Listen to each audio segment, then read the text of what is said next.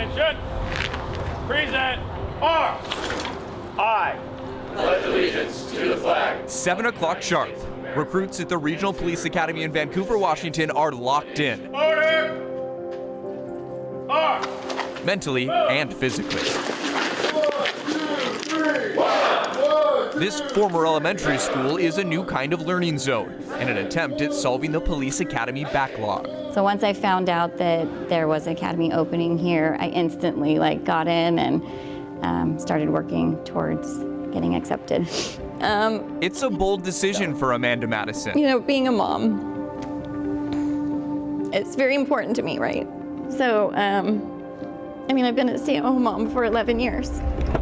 I just want him to see that it's never too late to go after something you want. Left, right, left. This dream's only possible for Madison and some of the other 32 recruits in the Vancouver Academy because they get to earn their badge near home. I would not have been able to do this if I had to go to Burien.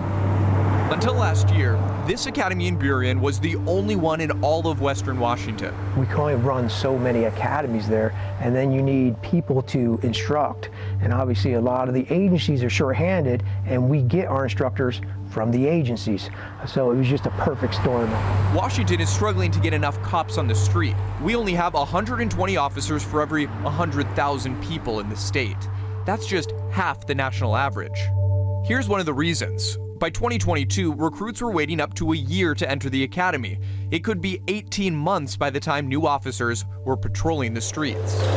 It leaves law enforcement positions unfilled and costs those departments. Recruits are paid while they wait for their training spot. That's a lot of salary and benefits that these agencies are paying. Dave Miller and the Criminal Justice Training Commission found a solution. Funded by the state, they've opened up 2 regional academies, first in Pasco and then Vancouver.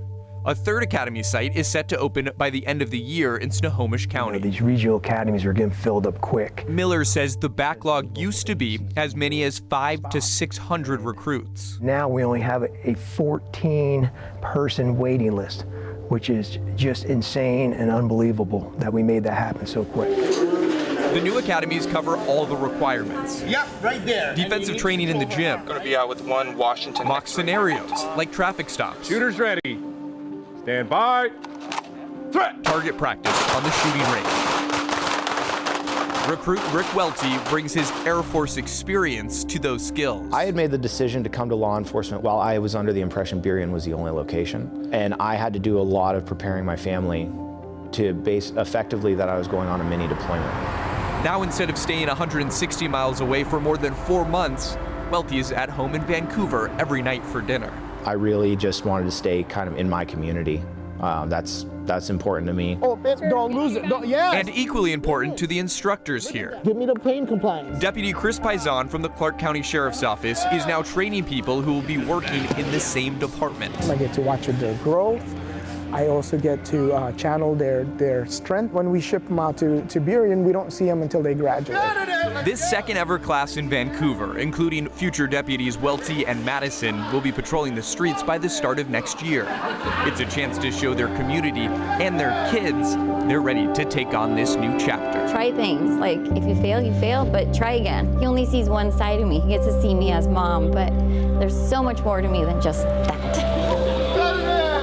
These academies are paid for through the state's general fund, and this year lawmakers approved more than $1.5 million for the new academy set to open in Snohomish County. For King 5 News, I'm Drew Andre.